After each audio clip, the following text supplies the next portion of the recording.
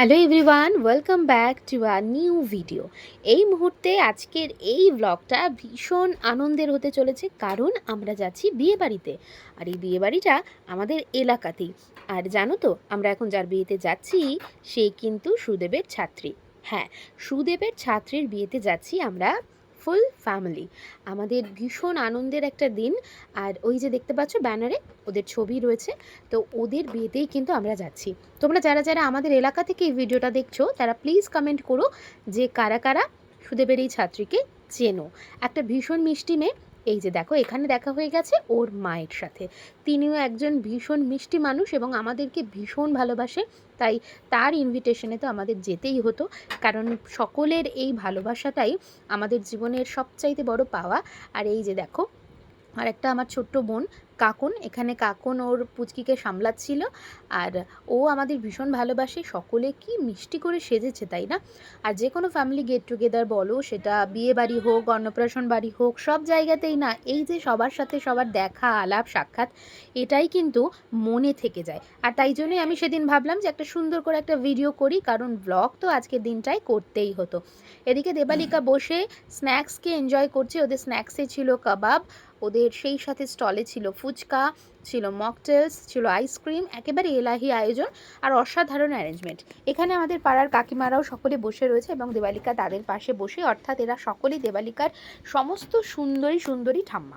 আর এই ঠাম্মাদের সাথে বসে দেবালিকা এই মুহূর্তে এনজয় করছে আইসক্রিম। চলো, অনেকটা সময় হয়ে গেছে, এবার তোমাদেরকে একটু চারপাশের ডেকোরেশনটা দেখিয়ে দিলাম। এত সুন্দর করে ওরা সাজিয়েছে যে আমরা সকলে ভীষণ খুশি হয়েছি এবং সবাই অ্যাপ্রিসিয়েট করেছে যে ওদের ডেকোরেশনটা জাস্ট অসাধারণ অ্যান্ড ওয়াও।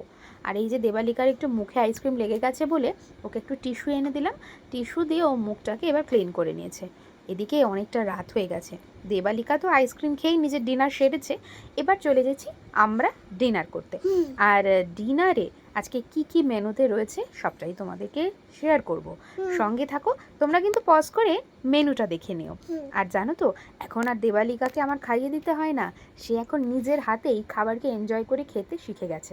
আর যে কোনো অনুষ্ঠানে যে কোনো জায়গায় খেতে বসলেই দেবালিকার একটা বায়না থাকে, সেটা হচ্ছে তার পাপার প্লেটটা বদলে নেবে। আর এখানে ঠিক তাই করেছি, তাই জন্য দেখো মুখে কেমন দুষ্টু হাসি। তারপরে আমরা তো ডিনার করে নিলাম। ডিনার করে নেওয়ার পরে আবার দেবালিকার বায়না যে সে এখন মকটেল খাবে। যদিও এগুলো বাচ্চাদের খাওয়া একদম ভালো না, আমি একেবারেই এটাকে প্রমোট করতে চাই না, কিন্তু ওই যে মাঝে মাঝে বছরে একটা দিন বারে বারে তো বিয়েবাড়ি আসে না, তাই জন্য একটু আনন্দ করা যেতেই পারে। তাই সেই আনন্দের মাঝেই আমরা দেবালিকাকেও তুলে দিলাম এই ধোঁয়া ওঠা মকটেল। আর তার সাথে আমাদের অনুষ্ঠানও একেবারে বিয়েবাড়ির আনন্দ শেষের দিকে। আর সেই সাথে দেখো কি ভিডিও আসতে চলেছে। হ্যাঁ, বুঝতে পারছো, অলরেডি বিয়ে হচ্ছে। আমরা কিন্তু বিয়ে বাড়িতে গিয়ে খেয়ে দিয়ে চলে আসিনি, আমরা কিন্তু পুরো বিয়েটাকে দাঁড়িয়ে থেকে দেখে এনজয় করেছি। চলছে মালা বদল, শুভদৃষ্টি। এখানেই ভিডিওটা শেষ করলাম। সবাই ভালো থেকো।